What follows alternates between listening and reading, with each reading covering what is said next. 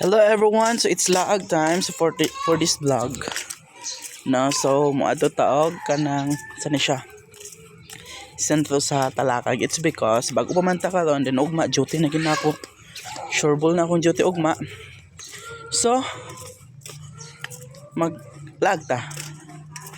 And then pasayroan eh.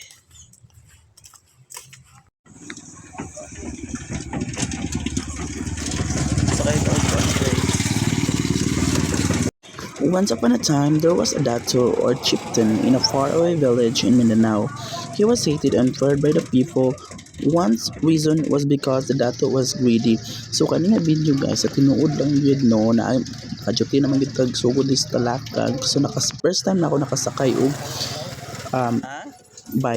bicycle. So wag ko na expect na particular siyang hinaya. So padayon sa tubagbasa, he collected over half the crops unowned by the people. Another reason was his cruelty. When one of the people said something which displeased the dato, he would have the person beheaded.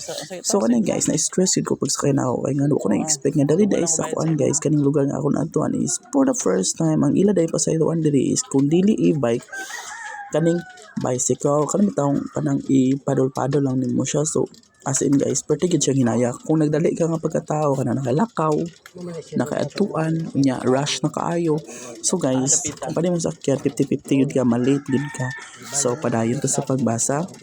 The council of elders composed of minor chieftain did not like what dato had been doing. They did not approve of taking much of what little the people had for livelihood.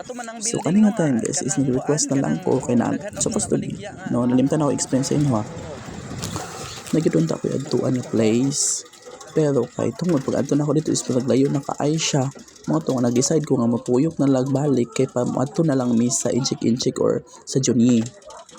So sa Juni guys mo na siyang inchik diri guys o kana bitaw Muslim mga balato gyud kay need magud ako mapalit og planggana, mga gamit sa boarding house nako kay ang uban ako mga gamit is nabili magud sa daan akong boarding house ug balikan pa nako sa sunod akong balay dito sa Balanga City.